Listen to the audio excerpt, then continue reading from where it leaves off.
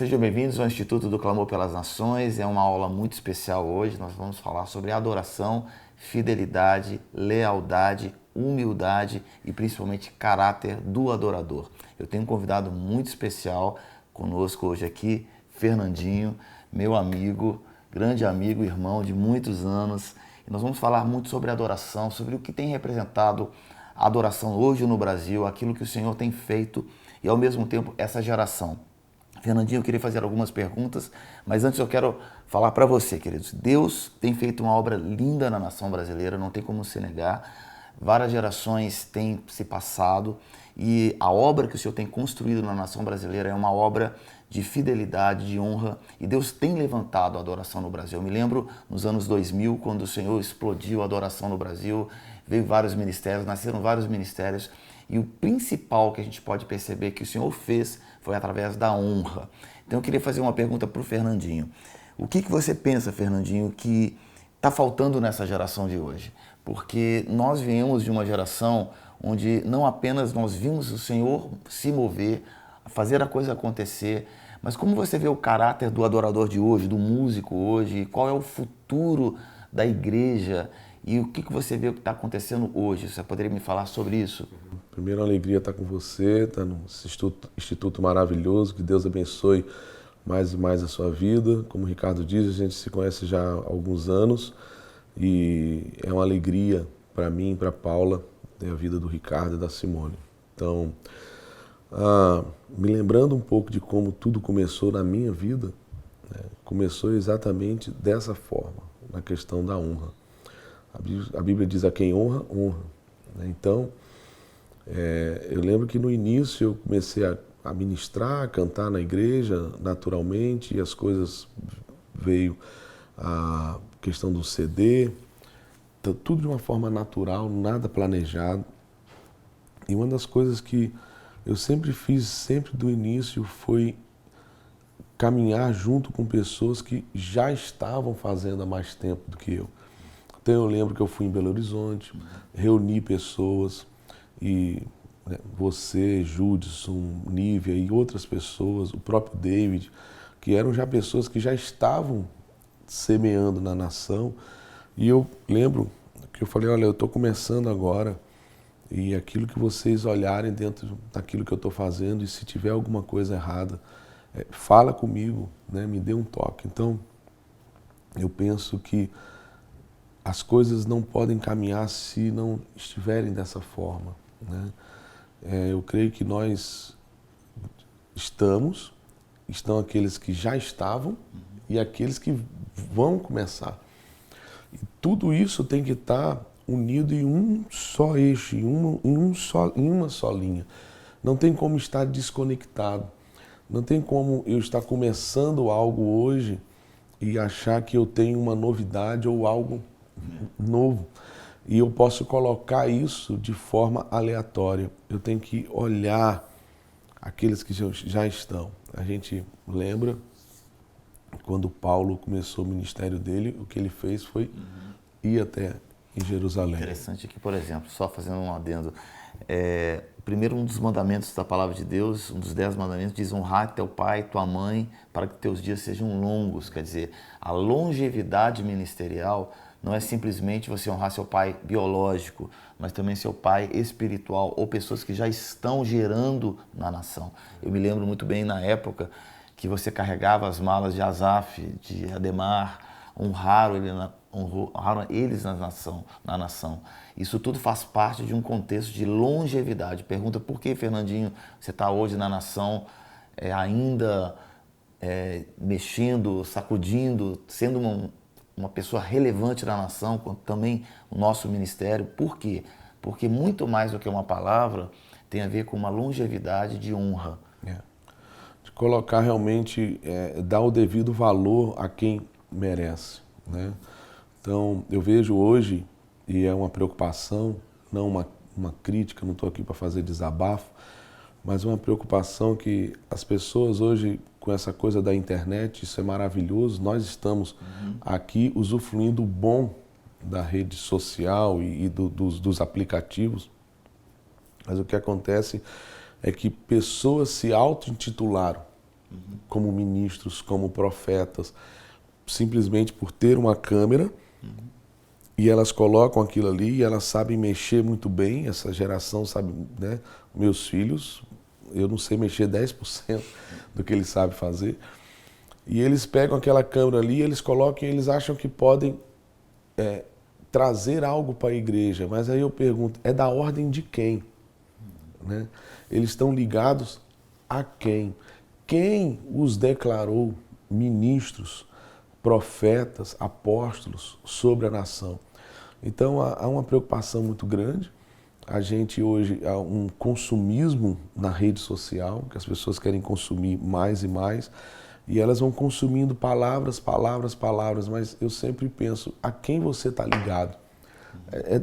De que ordem? Existiam lá aqueles caras que estavam debaixo da ordem de Asaf, né? Na época de Davi. Então, a gente precisa entender que nada é solto, nada é aleatório. Então, a gente precisa entender que a gente precisa de uma unidade. E essa unidade começa exatamente com o que a gente está falando, que é essa questão de a gente saber honrar quem já estava, saber honrar quem realmente já está plantando, e a gente tem que chegar ali para dar continuidade e ser suporte para aquele que... Porque a mensagem é uma. Engraçado que ontem, ao acordar, eu estava lendo e ali, se eu não me engano, Marcos, falando sobre a vida de João Batista e que muitos iam ao deserto para ter com João Batista e ele pregava arrependimento. E aí a gente vê Jesus logo depois. E ele, em vez das pessoas irem até o deserto para encontrar Jesus, Jesus ia até os desertos das pessoas. Mas era o mesmo assunto. Qual era o assunto? O reino de Deus. A Bíblia diz lá, desde então começou Jesus a pregar e a dizer, arrependei-vos. Era a mesma mensagem de João Batista. Eles estavam unidos, conectados com a mesma mensagem. Então, a minha preocupação hoje, torna a dizer, não é um desabafo, mas é uma preocupação para que isso se torne em uma intercessão, o que tem nos conectado? Aqueles que já estavam, aqueles que estão e aqueles que estão chegando. Porque o que parece é que o Evangelho está se tornando um novo Evangelho. E a pergunta é o Evangelho do nosso Senhor e Salvador Jesus Cristo? Né? Esse evangelho que está sendo pregado é o evangelho do nosso Senhor e Salvador Jesus Cristo. Uma pessoa usada a sua rede social para ficar exibindo e colocando o carro que tem, o tênis que compra, a camisa que usa, o corte de cabelo, a tatuagem que fez. Eu não consigo imaginar os nossos exemplos, como Paulo, Pedro, fazendo esse tipo de coisa, né? Então, assim, essa exibição, essa demonstração disso, daquilo outro, então, assim, por que essas pessoas fazem isso? Porque elas não estão conectadas a outras para poder trazer maturidade, para trazer... Então, eu sou absolutamente contra a questão dessa terminologia que diz de nova geração. Para mim não existe nova geração, para mim existe vinho novo. E o vinho novo está disponível para quem se converte aos 60 anos, aos 70 anos, e que Deus vai usá-lo absurdamente, como talvez não derramou um vinho novo sobre uma pessoa que já está há anos na igreja e está nova. O que existe são estratégias diferentes, né? Por exemplo, uma nova geração, em termos de faixa etária, podemos dizer assim, é óbvio que existem faixas etárias diferentes, pode ser usada de formas diferentes. Isso sim, à medida que o tempo vai passando, você vai mudando estratégias. Mas eu estava até compartilhando com você um texto na Bíblia onde, por exemplo, quando Maria encontrou com Isabel, as duas gerações diferentes. Maria, uma jovem, né, carregava Jesus no ventre, e Isabel carregava João Batista, já era uma senhora mais velha. As duas gerações se encontraram em termos de faixa etária, mas elas se agitaram, o ventre delas se agitaram, porque se conectaram com um alinhamento do que Deus queria fazer naquele momento. Então, não é uma questão de faixa etária, nem de gerações, é uma questão quem está com vinho novo e quem não está. Agora, o mais importante, sabe o que eu creio que é mais importante hoje? É a questão do caráter do adorador. O que você tem a me dizer assim, o que você tem visto hoje dessa, entre aspas, nova faixa etária, essa faixa etária mais jovem, que muitas vezes não tem muitos absolutos na palavra de Deus, né? Tudo é um pouco relativo. A forma com que eu visto, a forma com que eu me apresento nas redes sociais, a forma com que eu lido com meus seguidores, a forma muitas vezes que muitas vezes o meu comportamento, aquilo que eu falo é completamente diferente daquilo que eu vivo, né? Porque, por exemplo, você sai muitas vezes de eventos e tem comportamentos que são realmente questionáveis. E isso realmente, eu queria que você comentasse sobre isso. É uma coisa muito complicada. Eu tenho dito que o Evangelho, isso é fato, né? A gente não está aqui para julgar ninguém, mas o Evangelho na Europa, você sabe, você viaja muito mais do que eu e você pode falar isso mais do que eu. Tem autoridade maior do que eu nisso daí. É um Evangelho que está falido. E aí você começa a perguntar, mas por que faliu? Justamente por causa desse ponto. As coisas deixaram de ser absolutas para serem relativas. O mundo começou a entrar dentro da igreja e a coisa começou a ir para um caminho que a gente está vendo hoje a Europa como está. E aí nos Estados Unidos, que também é tido como uma grande nação cristã evangélica, a mesma coisa. Os ministros acabam de ministrar os seus louvores, Deus é tudo, Ele é tudo, não sei o quê, e depois vão para a mesa de um bar tomar um chopp, ou brindar um vinho. A mesma Bíblia que diz para você não se embriagar, é a mesma Bíblia que diz para você fugir do vinho. E é a mesma Bíblia que diz para você ser sóbrio, é a mesma Bíblia que diz para você fugir da aparência do mal. Então você vê ministros hoje, que hoje a gente fala da rede social, que eles se comportam como os globais, ou como os de Hollywood. Só que essa não é a nossa referência. As roupas dos globais e daqueles que são de Hollywood não são a nossa referência. A nossa referência é Cristo. A mulher tem que se vestir com discrição. O homem também. Hoje existe uma busca pelo corpo, né? Aquela coisa politicamente correta que as pessoas elegeram. Existe uma diferença muito grande, inclusive essa semana eu estive conversando com um atleta de alta performance, e eu falei para ele, existe uma diferença entre você malhar para ter saúde e você malhar para ter um corpo escultural. Para quem você quer mostrar o seu corpo? Então, malho toda semana para chegar no domingo e colocar uma camisa apertada para mostrar o meu músculo. Estou mostrando isso para quem?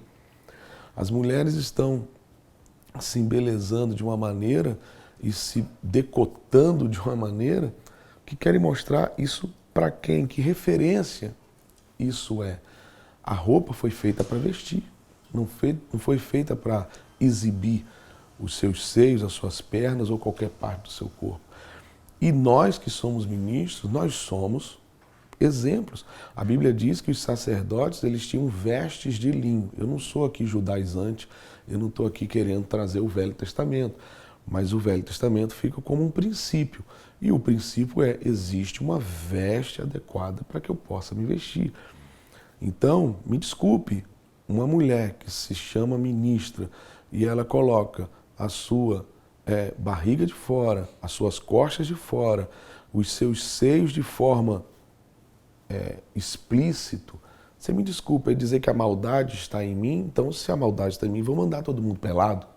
Já que ninguém tem maldade, então os nossos olhos têm que ser santos, vamos mandar todo mundo pelado. Então não é assim. E justamente nisso que a gente peca, porque a gente começa a olhar a referência de outros lugares e a gente começa a trazer para dentro da Bíblia. E aí a gente olha a vida de Moisés, um cara que viveu dentro do Egito, dentro da ciência do Egito. Alguns estudiosos dizem que ele, não é nada confirmado, mas alguns estudiosos dizem que ele trabalhava com engenharia, com arquitetura, e na hora de construir o tabernáculo, Deus não olha para ele e diz bem assim, cara, pega toda a tua experiência do Egito e faz um tabernáculo. Não, eu quero que faça assim. Então o que é do Egito não serve para Canaã. Né? O que é do Egito não serve para a gente. O que é padrão de Hollywood, o que é padrão, eu falo da Globo, mas da Globo, da Record, de tudo, o padrão da mídia geral, artística, não é o nosso padrão. Nós temos que ir lá para fazer a diferença. Nós vamos nos vestir bem, As mulheres vão se maquiar, claro, vão cuidar do seu cabelo, vão cuidar da sua roupa, mas tudo com pureza, com decência, com discrição. Nada sempre abundante na sua maneira de viver, mas nunca extravagante. Existe uma diferença muito grande entre ser rico e ser uma pessoa, ser próspero e ela ser esbanjadora, né? Ser aquela pessoa. Então, essas diferenças que a gente precisa estabelecer dentro do nosso corpo, dentro da vida da igreja. A Bíblia diz, se eu não me engano, em Tiago, que a verdadeira religião é visitar os órfãos, as viúvas e se manter afastado do mundo. Aí eu pergunto, o que é o mundo? É o que? Elefante? Tigre? Árvore? Não. O mundo que a Bíblia está falando é justamente esse sistema de arte, cultura, vida, música, lazer, tudo isso. É o mundo. É esse padrão humano. Mesmo Tiago diz aqui, a amizade do mundo é inimizade com Deus. Com Deus. Então, se a gente se diz um cristão, e a gente tem um casinho de amor com o mundo, a gente está em adultério. A gente precisa se arrepender. Nós, como igreja, precisamos nos arrepender. O nosso padrão de ouvir é outro, a nossa música é outro, o nosso jeito de vestir é outro, o nosso jeito de falar. A nossa sabedoria, ela não é uma sabedoria do mundo, não é uma sabedoria do mercado financeiro, não é a sabedoria segundo a psicologia diz, porque há 10 anos atrás a psicologia ela trazia uma tendência sobre a criação dos filhos. Só que agora, depois de vários estudos, os psicólogos se reuniram e estão vendo que não é bem assim como 10 anos atrás. Mas não é assim na Bíblia. Seca-se a erva, murcha a flor, mas a minha palavra continua para sempre. Então a Bíblia não é variante, ela não vai variando de acordo com o tempo. Ela é única, ela é uma. Ela é para ontem, para hoje e para amanhã. Então a nossa sabedoria, o nosso recurso, tudo é do Senhor. A nossa pátria não é esse mundo, a nossa pátria é outro mundo, é outro governo, é outra forma, né? Então a gente precisa entender isso. Para quem me conhece, sabe, as minhas músicas são chamadas de músicas de adoração, mas também são chamadas músicas mais pesadas, mais alegres, e que as pessoas chamam de rock. Mas eu não tenho brinco. Se eu sou um roqueiro, eu sou um roqueiro sem brinco, sem alargador, sem piercing, sem tatuagem. Eu não quero entrar aqui se é certo ou se não é certo, mas eu quero dizer que eu não faço alusão a nada disso. A minha ideologia e a minha defesa é Cristo. E quanto mais clean eu tiver de qualquer coisa que venha chamar a atenção. Uma vez, Paula, minha esposa, falou bem assim, cuidado com a sua performance, para ela não inibir a unção. Então, às vezes, os nossos recursos, a nossa sabedoria, as nossas patentes, as nossas faculdades, elas tendem a tirar aquilo que vem de fé, aquilo que provém de fé. E a gente bem sabe que o vento sopra onde quer. É Ele que diz, é Ele que dita, é Ele que fala. Então a gente precisa urgentemente voltar ao primeiro amor.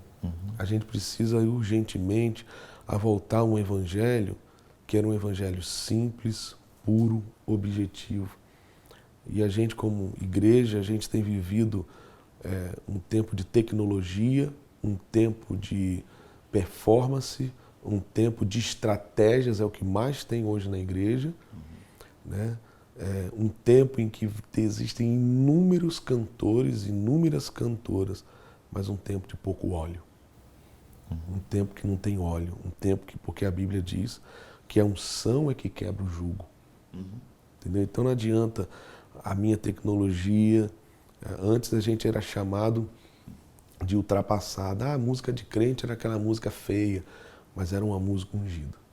Hoje a nossa música é cheia de tecnologia, nossa música é cheia de recurso, mas não tem óleo, não tem azeite, não tem fogo, não tem presença, né? As palavras antes eram ditas pelos pastores iletrados, os antigos pescadores da Galileia. Hoje, as palavras são recheadas de Machado de Assis, de não sei quem, do coachado, do psicólogo tal, do filósofo, não sei de onde, mas não tem óleo, não tem azeite, não tem fogo, não tem presença de Deus. E o que quebra o jugo é a unção de Deus. É vergonhoso, né, para nós. Por isso que a gente tem que dizer e se render e falar bem assim, olha, não a nós, Senhor, mas a Ele seja a glória. Porque é o Senhor, é o favor de Deus na nossa vida. Não é minha voz, não é a sua voz, não é meu violão, não é seu violão, não é a música no sentido de melodia, mas é o que carrega. É a presença de Deus. E a gente precisa voltar isso. Essas coisas, como você falou, que eram essenciais, eram coisas tidas como absurdas alguns cristãos fazerem. E aí eu fico vendo, né? Mas o que que tem? Algumas igrejas americanas e na Europa, eles cantam música secular. Eu ia te fazer essa pergunta agora, sobre o que você pensa sobre isso e o que dizer para essa geração de hoje, os jovens, né, que estão vendo algumas referências, até mesmo no meio, posso dizer, no meio cristão, gospel, ativando e tentando incentivar esse tipo de coisa. Qual que é a sua opinião? Independente de ser brasileiro, está no meio gospel, tem 1 milhão, 2 milhões de seguidores, a minha pergunta é, o que você acredita que a Bíblia fala sobre essa questão? A Bíblia é muito direta. Eu tenho raízes batistas e as igrejas batistas históricas, presbiterianas, elas adotaram um sistema que era o seguinte. Se a Bíblia diz que não vamos fazer. Mas se a Bíblia não é muito clara, então, tipo assim, vamos fazer. Né? Abre-se uma brecha. Mas a história da igreja fala sobre os puritanos. Os puritanos eram diferentes. A Bíblia diz que não fazemos. A Bíblia diz que sim, fazemos. A Bíblia não é muito clara, então a gente não faz. A Bíblia não é muito, ela não tem uma clareza muito grande sobre essa questão. Opa, na dúvida, não faz.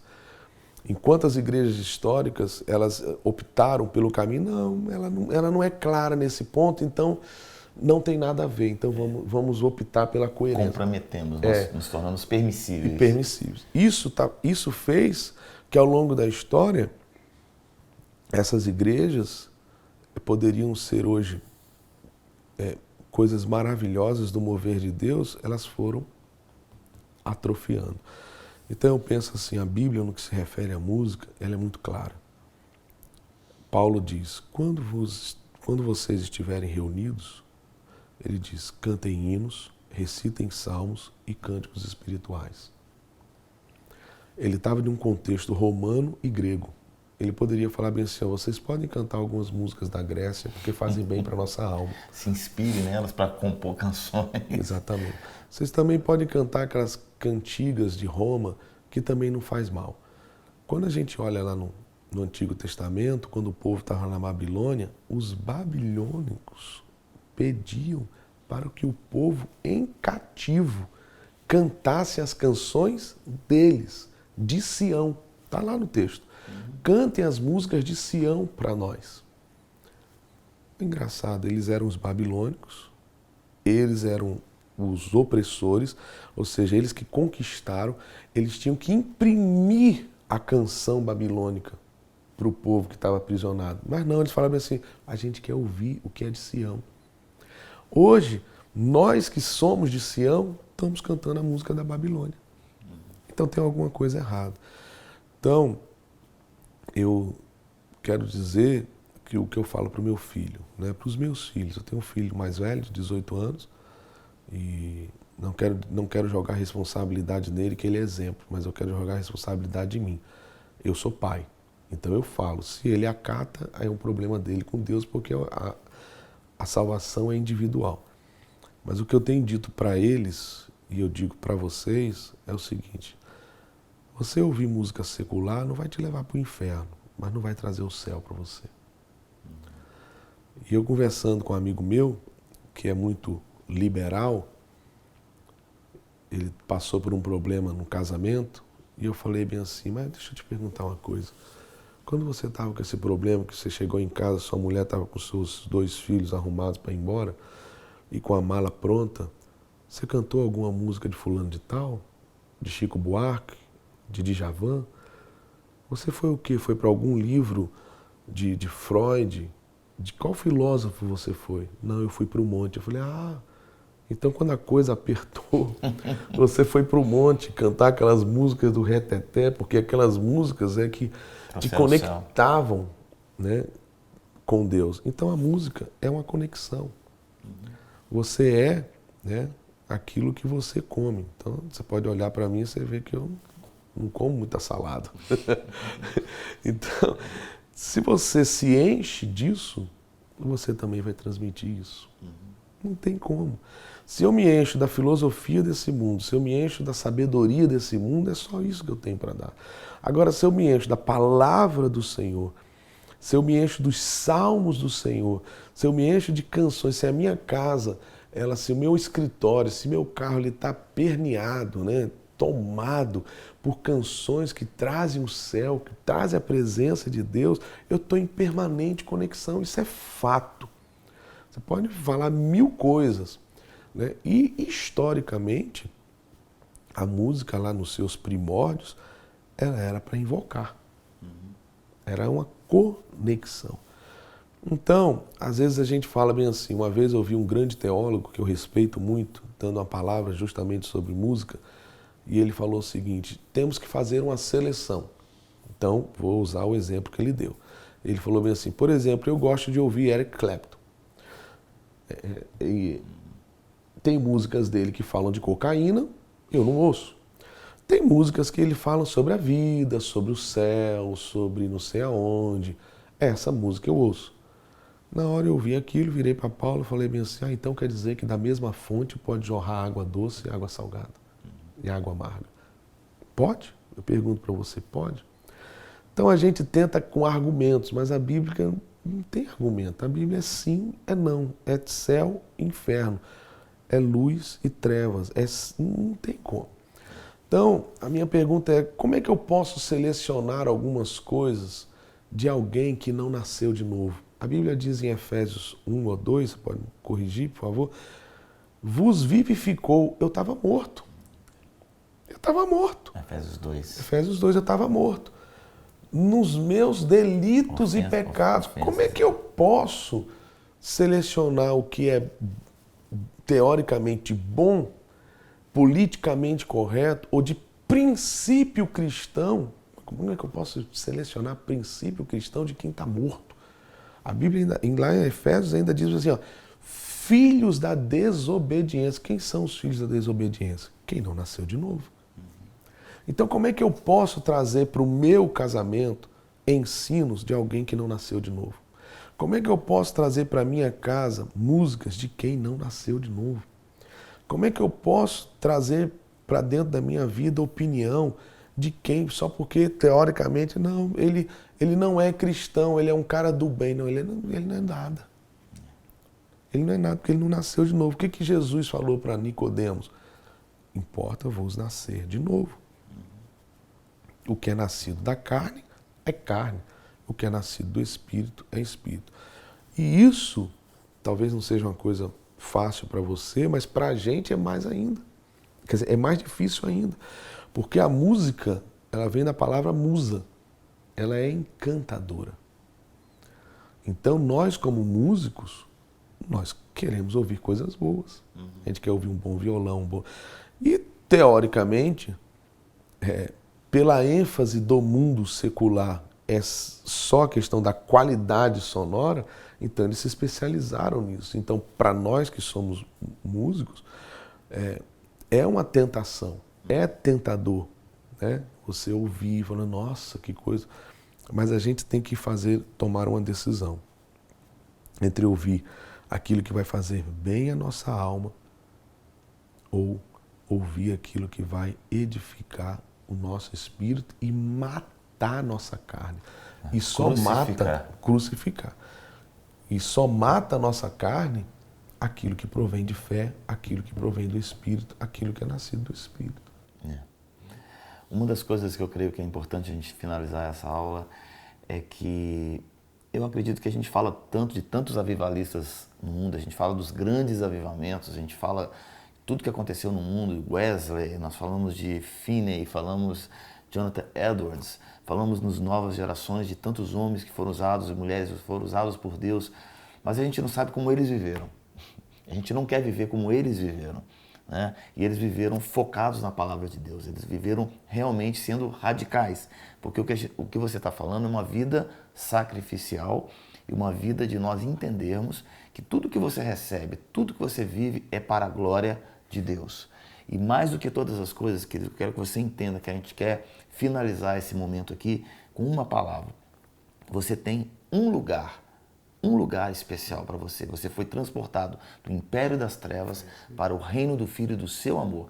Você pode se contentar com um lugar mais baixo. É isso que você está fazendo. Quando você não se coloca nessa posição de sacrifício, você não coloca nessa posição de ser radical com a palavra de Deus, considerando a Bíblia como absoluta em todos os seus princípios, você está se colocando e se contentando com um lugar mais baixo. Você pode até viver uma vida abençoada, porque Deus abençoa, Ele é amoroso e Ele te abençoa através do seu trabalho, através do seu talento, mas Ele não vai ungir você. A diferença da bênção e da unção, porque a bênção você pode ter com o seu talento, com o seu trabalho, com as suas conexões, com os seus relacionamentos, você pode ter uma vida abençoada. É um lugar, mas a unção é um outro lugar. Aquilo que você estava falando sobre legado. É a diferença entre a herança e legado. A herança você vai deixar para as pessoas que estão perto de você, através do seu patrimônio, para os seus filhos, através do seu talento, você enriquece a vida das pessoas, através das suas redes sociais. Você pode ter 4 milhões de seguidores, 2 milhões de seguidores, isso é um patrimônio, isso é uma herança. Mas legado é aquilo que você constrói dentro das pessoas. E legado você só pode construir se você está num lugar mais alto. E esse lugar mais elevado é um lugar que você só consegue chegar com a unção. Só terminando, quando o sacerdote entrava no Santo dos Santos, ele não poderia ter pecado. Existia um sininho ali nas suas roupas, que quando ele entrava uma vez por ano, o véu se abria e ele entrava e fazia o sacrifício. Sabe o que acontecia? Se tivesse pecado na sua própria vida, ele era instantaneamente morto ali no altar. E uma das características do sacerdote é que as roupas dele eram roupas de linho fino. Mas você não entende, você não vai observar, a gente não preocupa muito isso, mas há um texto na palavra de Deus que diz que as roupas internas, quer dizer, as roupas íntimas dos sacerdote que não aparecia, tinha que ser do mesmo material da parte de fora. O que significa isso? Significa que aquilo que ninguém vê, aquilo que ninguém consegue contemplar, a sua vida pessoal, o que acontece depois de um púlpito, o que acontece depois de um espetáculo, o que acontece ali tem que ser coerente com aquilo que você prega. Porque o sacerdote, quando ele entra no Santo dos Santos, ele tem a roupa de fora e a roupa de dentro. E a roupa de dentro precisa ser do mesmo conteúdo, do mesmo material que a roupa do lado de fora. Quer dizer, vidas coerentes. Aquilo que você prega, aquilo que você vive, aquilo que você carrega. Um adorador com fidelidade, um adorador com lealdade, com humildade, com caráter. Isso é o mais importante no reino de Deus. Fernandinho, amém. Muito obrigado, muito obrigado. Que Deus abençoe você, queridos. Essa foi uma aula do Instituto Clamor pelas Nações.